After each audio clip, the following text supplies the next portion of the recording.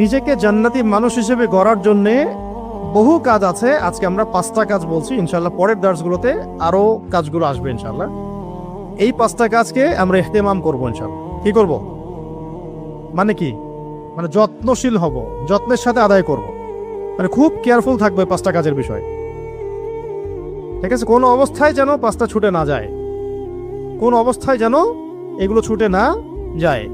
এটাকে বলা হয় শক্ত করে আঁকড়ে ধরার, যত্নশীল হওয়া। 1 নাম্বার হচ্ছে 5 ওয়াক্ত সালাত। 1 নাম্বার কি? 5 ওয়াক্ত সালাত। মিসাল দিচ্ছি এভাবে, রমাদান মাসে আমরা যেভাবে নামাজ পড়েছি এইভাবে পড়লেও হবে। রমাদান মাসে তো আমরা সবাই তারাবি, তাহাজ্জুদ, নফল, সুন্নত, জামাত সব পড়েছি না? সর্বোচ্চ চেষ্টা করেছি আমরা পড়ার জন্য। অনেকের অনেক সময় ছুটে যেতে পারে, সেটা আবার কাজা করেছে বা কোনোভাবে আদায় করেছে। তো সেক্ষেত্রে এই যে রমাদানের শিক্ষাটা, নামাজ কেন্দ্রিক শিক্ষাটা, এটাকে সারা বছর ধরে রাখা, সারা বছর না সারা জীবন ধরে রাখা। একজন উলামায়ে কেরামদের একজন বলেছেন যে 40 দিন তাকবীরে উলা না, সারা জীবন তাকবীরে উলা ধরে রাখতে পারি, এরকম করে চিন্তা করা। নামাজের পাবন্দির জন্য মাঝে মাঝে ওমরাহ করা দরকার। ওখানে গেলে নামাজের পাবন্দি হয়